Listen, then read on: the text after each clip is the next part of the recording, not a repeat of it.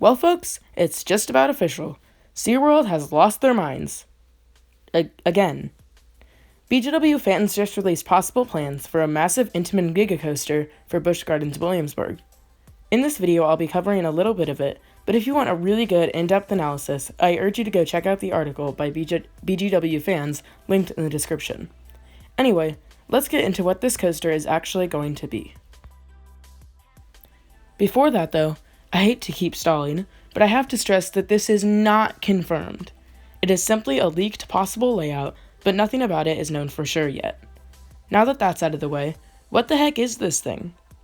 Most people seem to be speculating that the 2021 Giga coaster for Busch Gardens Williamsburg would be a Red Force clone or near clone, but this concept actually appears to be vastly different. We can definitely tell it is a shuttle coaster, which is interesting because Pantheon is opening this year, and that coaster will feature 4 launches.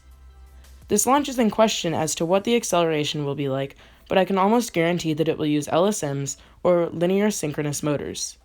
Basically, it's going to be done with magnets. My guess here is that it will be one launch that sends the train into the layout, rather than a triple launch. I say this because of the elements that follow, which are 2 turns that will probably be very intense and have super whippy transitions. It would be weird for the train to launch halfway through an overbanked turn and fall back, because normally rollback portions happen on more straight track. Look again at Pantheon. However, again, I don't know that for sure. So you go through the turns and then hit what appears to be the portion of the ride classifying this fairly strange coaster as a Giga, which is a spike. It has the same triangular support structure as Red Force and the 2 stratas in operation. Honestly, this is the part of the ride that impresses me the least, unless the spike has some trick to it, like an airtime hill or something. I say this because while spikes are fun and all, they aren't very inventive. Look at Superman Escape from Krypton. That coaster is huge, but the only real element is one spike, which most people seem to say is pretty underwhelming. In general, spikes just aren't too special, and this one especially seems like a gimmick that is only there so they can call it a Giga. Putting that aside though, the spike will most likely be 355 feet tall, however the train will not even end up reaching that height, making it even more gimmicky.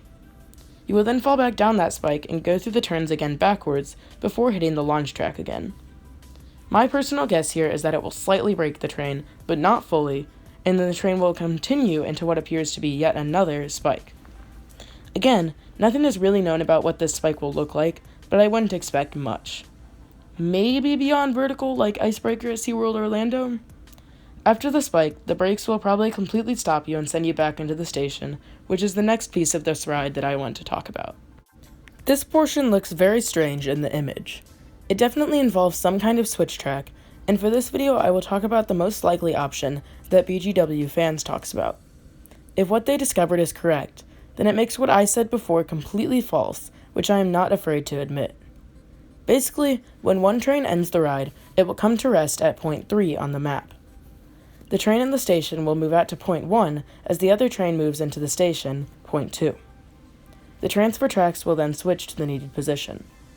The point that is made invalid by this is what I expected of the launch. I said I thought it would be a single launch, but now I would suspect a double.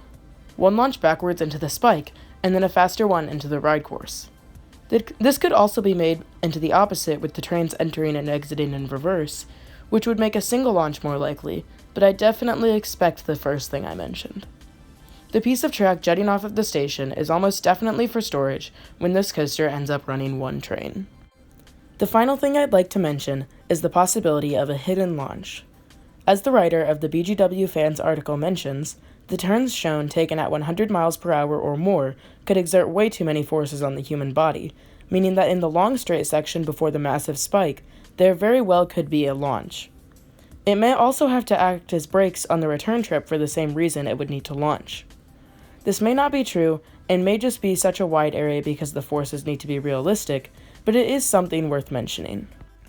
Lastly, what do I think of this ride? If I'm being honest, I'm not too terribly impressed.